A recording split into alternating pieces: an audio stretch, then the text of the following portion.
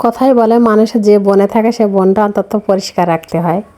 কথার অর্থ হলো আমরা যেখানে থাকি না কেন সেই জায়গাটা যদি বসবাসের উপযোগী বা পরিষ্কার পরিচ্ছন্ন করে না রাখি তাহলে কিন্তু একটা পর্যায়ে এসে দেখা যাবে সেখানে আর বসবাসের উপযোগী থাকবে। তো কথাটা বললাম এই কারণে যে আমার ছাদ বাগান যেহেতু করছি তা আমি কিন্তু ওখানে অনেকদিন ঝাড়ু দেওয়া হয় না, মানে মাটি দেওয়ার পরে বাড়ির মিস্ত্রি কাজ করছে সব কিছু মিলিয়ে কিন্তু সময় পাইনি যে ছাদটা একটু ঝাড়ু দিয়ে পরিষ্কার করে নেব।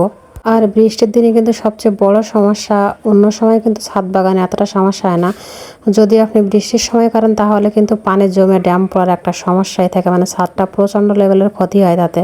তো সেই কারণে কিন্তু আজকে আমি সকালে উঠেই ছাদে চলে গেলাম, যে অলরেডি কিন্তু এই যে পানি জমে কিছু ছ্যাতলা পড়ছে এখানে।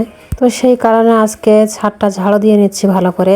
আর যে টবগুলো আমার লাগবে না এই টবগুলো কিন্তু আমি সরিয়ে নিয়েছি, এই টবগুলো আমি অন্য কোথাও রেখে দেবো, কারণ এত টব যদি আমি বৃষ্টির সময় উপরে রাখি তাহলে এই পানিগুলো কিন্তু জমে থেকে অল্প অল্প করে টব থেকে পড়তে পড়তে ছাদটা কিন্তু এমনিতে একটু সমস্যা হয়ে যাবে। তো সেজন্য আমি বেশি ময়লাটা ঝাড়ু দিয়ে ফেলে দিয়ে নিচ্ছি। আর এরপরে যখন বৃষ্টি হয় তখন কিন্তু ধুয়ে মানে অল্পটুকু চলে যাবে সেই পানির সাথে।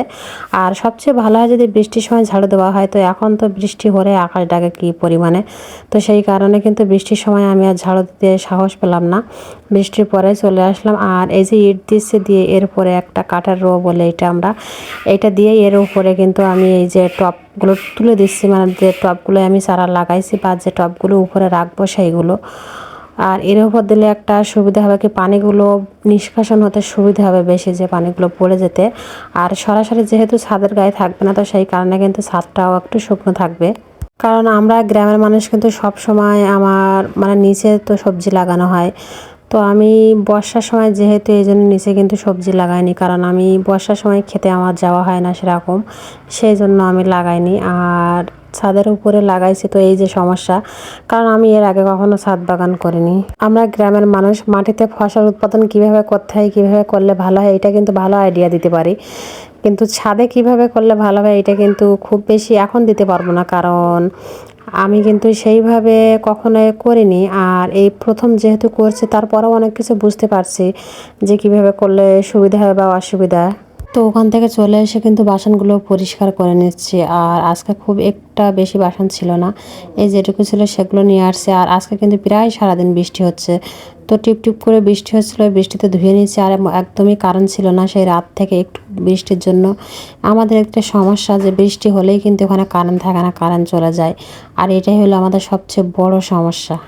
এখন আমি ঘরটা ঝাড়ু দিয়ে নেব, তো সেজন্য ইরার যে প্রতিদিনের মতো যে অকাজগুলো মানে খেলনাগুলো ঘরের ভেতরে ছড়ানো ছিটানো থাকে সেইগুলো একটু তুলে গুছিয়ে নিলাম, তারপরে কিন্তু আমি ঝাড়ুটা দিয়ে নিচ্ছি। আর এখন কিন্তু চলে যাব রান্না করতে, আর আজকে ডিম আর আলু রান্না করব, তো সেই জন্য কিন্তু ডিমটা সিদ্ধ করতে দিলাম। আর এইখানে লবণ হলুদ আর একটু জারের গুঁড়া দিয়ে ডিমটা কিন্তু আমি হালকা ভেজে নেব, খুব বেশি না তবে হালকা ভেজে নেবো। হালকা ভেজে না নিলে কী হবে, ডিমটা যখন আলুতে দিয়ে দেবো দীর্ঘ সময় জাল পাবে তখন কিন্তু ডিমটা ফেটে একটু গলে গলে যাবে, তো সে গলে যেন না যায় তো সেজন্য ভেজে নিচ্ছি।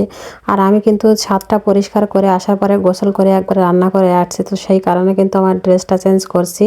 হয়তো অনেকে বলতে পারে যে অন্য দিনের ভিডিও, মানে তা কিন্তু না, কারণ যেহেতু ছাদে অনেক ময়লা ছিল কাদা ছিল, তো সেই কারণে ওগুলো উঠিয়ে কিন্তু একবারে গোসল টোল করে রান্না করতে চলে আসছি। তো ডিম যদি এইভাবে রান্না করেন তাহলে কিন্তু মাংসকেও হার মানাবে আমার তো মনে হয়। আমি কিন্তু এর ভিতরে বেশি কিছু দেনি, রান্নার রেগুলার যে মশলাগুলো সেগুলো দিচ্ছি, আর তেজপাতা দারুচিনি এলাচ এটা একটু বাটতে, এছাড়া কোনো কিছু বাটতে দেনি এর ভিতরে। সবাই ভালো থাকবেন, সুস্থ থাকবেন, আল্লাহ হাফেজ।